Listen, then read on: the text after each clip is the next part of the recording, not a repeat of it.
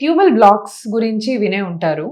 Tubal blocks ఎందుకు important అంటే tube block అయి can't become pregnant, simple. So tubal blocks ఉండి మీరు ఎంత న్యాచురల్గా ప్రెగ్నెన్సీ ట్రై చేసినా ఐయుఐల్ చేసుకున్నా వర్కౌట్ అవ్వదు.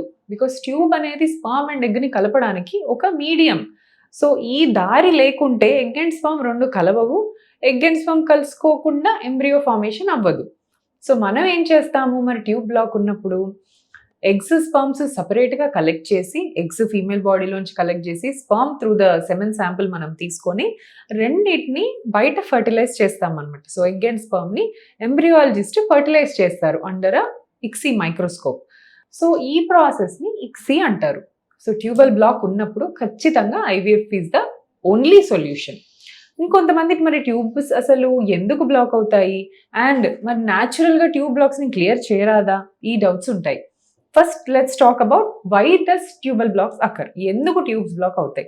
మోస్ట్ కామన్ అండి మన ఇండియాలో ఉండే రీజన్ చెప్పుకుంటే infections. So too much white discharge ఉండడం, అన్హెల్దీ సెక్షువల్ ప్రాక్టీసెస్ చేయటం, సెక్షువల్లీ ట్రాన్స్మిటెడ్ డిజీజెస్ రావటం, గొనోరియా అని, తర్వాత so many fungal infections, bacterial infections వల్ల ఈ ఇన్ఫెక్షన్ కాస్త ఈ uterus, this is the uterus అనమాట.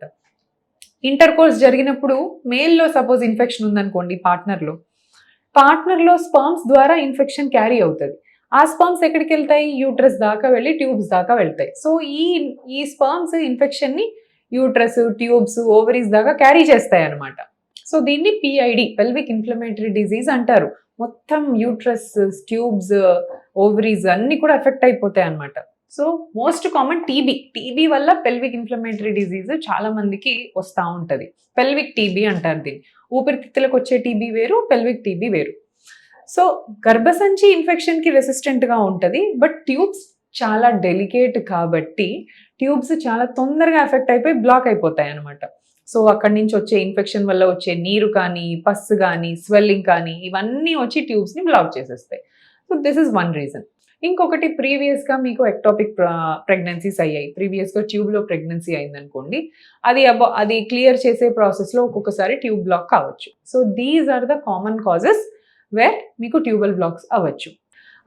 అందరూ మెన్ టెస్టోస్టెరాన్ లెవెల్స్ బాగా కావాలి అని అనుకుంటారు. So do you think it is that simple? ఇలా కావాలి అనుకోగానే ఇలా టెస్టోస్టెరాన్ పెరిగిపోదు. Especially men who are trying for pregnancy, fertility treatments తీసుకునే వాళ్ళు లేదా ఇన్ఫర్టిలిటీ ప్రాబ్లంతో బాధపడే వాళ్ళందరూ కూడా టెస్టోస్టెరాన్ లెవెల్స్ ఎంతో కొంత వాళ్ళలో లో ఉండే అవకాశాలు ఉండొచ్చు అనమాట. సో మరి టెస్టోస్టెరాన్ ఇంప్రూవ్ చేసుకుంటేనే మనకి స్పర్మ్స్ హెల్దీగా ఉంటాయి, స్పర్మ్ కౌంట్ బాగుంటుంది, అలాగే ప్రెగ్నెన్సీ ఛాన్సెస్ ఇంప్రూవ్ అవుతాయి.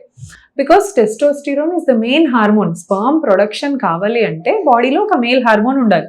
ఫీమేల్ హార్మోన్ ఈస్ట్రోజన్ ఎంత ఇంపార్టెంటో ఫీమేల్కి, ఆ హెయిర్ గ్రోత్కి, ఆ బాడీ ఫ్యాట్కి, ఆ ఫిజిక్ మెయింటెనెన్స్కి, మెన్కి కూడా మజిల్ మాస్ డెవలప్ కావటానికి, తర్వాత స్పర్మ్ ప్రొడక్షన్ ఆప్టిమల్గా ఉండటానికి అండ్ హెల్దీ ప్రెగ్నెన్సీ, న్యాచురల్గానే ప్రెగ్నెన్సీ అయిపోవటానికి టెస్టోస్టెరాన్ అంత ఇంపార్టెంట్.